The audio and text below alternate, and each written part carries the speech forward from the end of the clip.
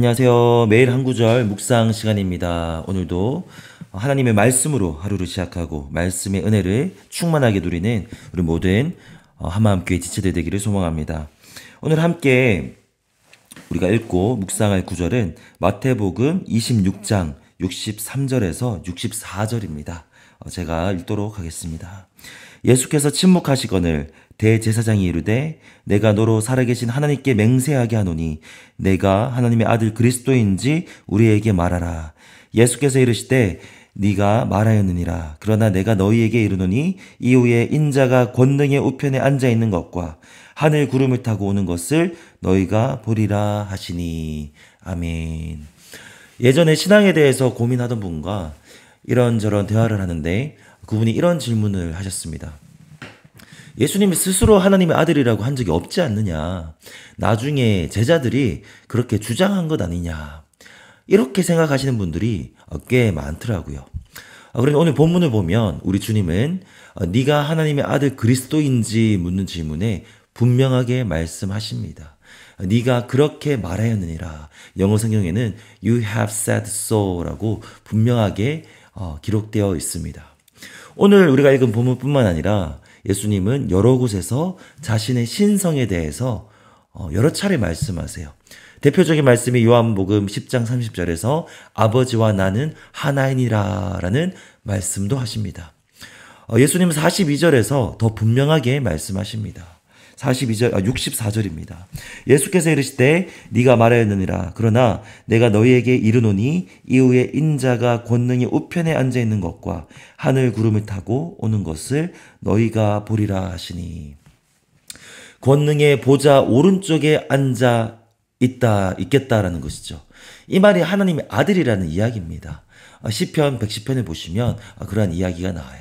심지어 더 나아가서 자신의 재림까지 말씀하십니다. 하늘 구름을 타고 다시 올 것이다. 그때 이 땅을 온전히 다스리실 것이다 라고 말씀하십니다. 오늘 본문에서 예수님은 자신이 하나님의 아들이라는 것을 분명하게 밝히셨습니다.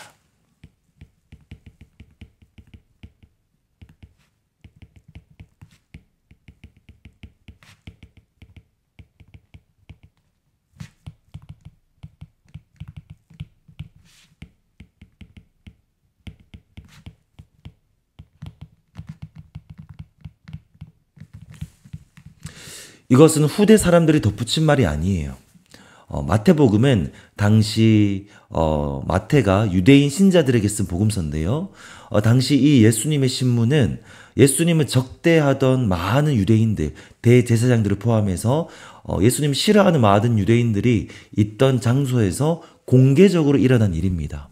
오늘 이 예수님의 대화는 이 성경이 아니더라도 당시 많은 유대인들에게 알려져 있어요.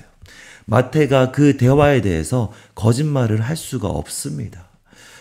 그 자리에서 예수님은 스스로 자신을 하나님의 아들로 밝히셨습니다. 가장 주목받는 곳에서 그런 말씀을 하신 것이죠. 그렇다면요, 예수님은 미치광이거나 아니면 진짜 하나님의 아들이라는 거죠. 이 두 가지 옵션밖에 없어요. 그런데 부활하심으로써 단순히 미치광이가 아니라 진짜 하나님의 아들이라는 것을 스스로 증명하셨습니다. 지금 우리 주변에는 아직 예수님에 대한 분명한 믿음이 없는 분들도 계세요. 그리고 지금 매일 한 구절 묵상을 듣는 분들 중에서도 아직 그 예수님에 대한 확신이 없는 분들이 있을 수 있습니다. 그런데 분명한 것은요, 최소한 예수님께서 스스로 하나님의 아들이라고 여러 차례 공적으로 사적으로 말씀하셨다는 거예요. 최소한 예수님이 세상 사람들이 말하는 것처럼 존경할 만한 도덕적인 선생님, 좋은 사람은 아니라는 거예요. 미치광이 아니면 하나님의 아들입니다. 둘 중에 하나입니다. 나머지 가능성은 뭐죠? 예수님의 부활을 주장한 제자들이 그들이 미치광이거나 아니면 뭐죠? 그들이 실제로 예수님의 부활을 목격했거나입니다. 그런데 미치광이들이 그 제자들이 미쳐서 그렇게 일평생 일관된 메시지를 전할 수 있을까요? 미치광이들이 마지막까지 예수님을 전하며 순교할 수 있습니까? 미치광이들이 서로를 그렇게 뜨겁게 사랑하며 교회 공동체의 리더로 성장할 수 있습니까? 미치광이들에 의해서 성장한 공동체가 오늘날까지 명맥이 이어올 수 있습니까? 스스로 하나님의 아들이라고 주장했고 부활함으로 그것을 증명한 분은 역사상 예수님밖에 없습니다. 그리고 그런 종교는 기독교밖에 없음을 기억하시기 바랍니다. 한 가지 더 주목할 점이 있습니다. 예수님은 이런 말씀을 자신에게 불리한 상황에서 말씀하셨어요. 예수님은 이 신문에서 다른 질문들에는 침묵하셨습니다. 충분히 자신을 변호할 수 있었어요. 하지만 그렇게 하지 않으셨습니다. 자신에게 불리한 가장 결정적인 질문, 스스로 하나님의 아들이라고 주장하였냐라는 질문에는 대답하시고 더 분명하게 덧붙이십니다. 마치 일부러 죽기를 원하는 사람처럼.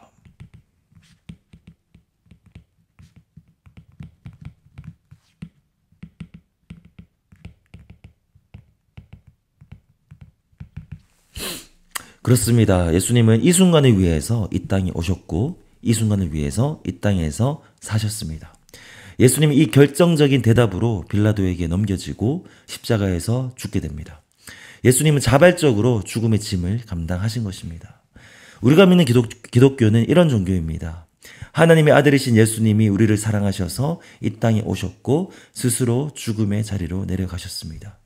분명히 자신이 하나님의 아들이라는 것을 밝히셨고 죽음으로 우리의 죄를 사하셨고 부활을 통해 자신의 정체성을, 자신의 주장을 증명하셨습니다. 이 예수님을 믿으시기 바라요. 미치광이로 생각하지 않으신다면 진실로 하나님의 아들이신 것을 믿고 함께 영생을 누리고 하나님의 자녀 되시기를 축복합니다. 그 예수님이 저와 여러분의 죄를 죽음을 통해 해결하셨습니다.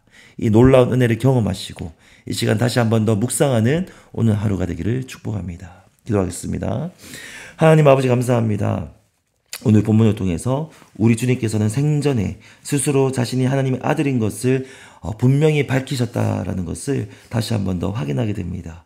그 예수님께서 미치광이가 아니라면 진실로 하나님의 아들임이 될 수밖에 없는 것을 우리가 믿습니다. 부활을 통해 증명하신 그 예수님을 고백합니다. 우리 주변에 있는 모든 분들이 그 예수님을 믿고 함께 하나님의 자녀가 되는 놀라운 은혜를 주시옵소서.